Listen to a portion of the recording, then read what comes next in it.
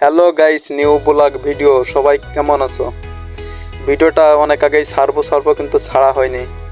এই আমাদের যুবকদের ইফতারি হয়েছিল, সেই ইফতারি ভিডিও দেখতে পাচ্ছেন। তরমুজ কিনতেছিলাম, বাজার থেকে তরমুজ কিনতেছিলাম, অনেক বড় বড় দুটা তরমুজ কিনছিলাম ইফতারির জন্য। তারপরে আপেল কিনলাম। আসলে এটা আমাদের যুবকদের ইফতারি, প্রত্যেক বছর একটা দিই। পরে বাঙ্গি কিনলাম, এই ফল ফলালি দিয়ে পায়েস টেস্ট দিয়ে তারপরে আমরা ইফতারি দিই। সবাই নিয়ে যাচ্ছে বয়ে, আরো অনেক কিছু আছে, খেজুর, শসা। আমাদের যুবকদের ইফতারি বলে কথা। দেখতেছেন বাঙ্গি কিনছে অনেকগুলা, তরমুজ কিনছে দুইটা, আরো বাজার সদায় আছে। এখন দুধ ঢালতেছি গামলায়।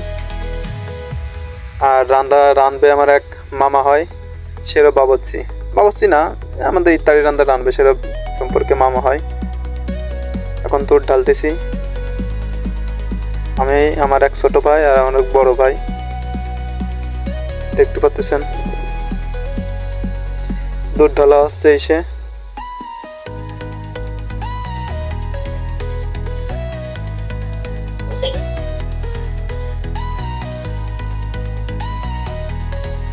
এখন গামলায় দুধ ঢালা শেষে সবকিছু দেওয়া হচ্ছে, তেজপাতা